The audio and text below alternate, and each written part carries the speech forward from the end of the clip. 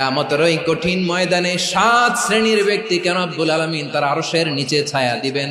তার মধ্যে প্রথম শ্রেণীর ব্যক্তি হলো ইমামুন আদিল, যে ইনসাফের সাথে বিচার করে, যে জাস্টিস সমাজে সার্ভ করে, যে সুশাসন নিশ্চিত করে, ওই ইমামুন আদিল। আদিল শব্দটা বুঝছেন না? ইন্নাল্লাহা ইয়া'মুরু বিল আদল, পাইছেন?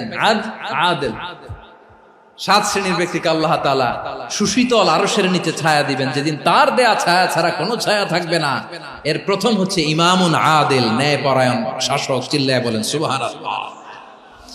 আবার বিশ্বনবী বললেন, ইন্নাল মুকসিতিনা ইনদাল্লাহি আলা মানাবির মিন নূর আন ইয়ামিনির রহমান। কিয়ামতের দিন যারা ন্যায় পরায়ণ হিসেবে আল্লাহর সামনে দাঁড়াবে, কিয়ামতের দিন রব্বুল আলামিন তার আরশের ডান দিকে ওই ন্যায় পরায়ণ লোকদের জন্য আরশের ডান দিকে একটা নূরের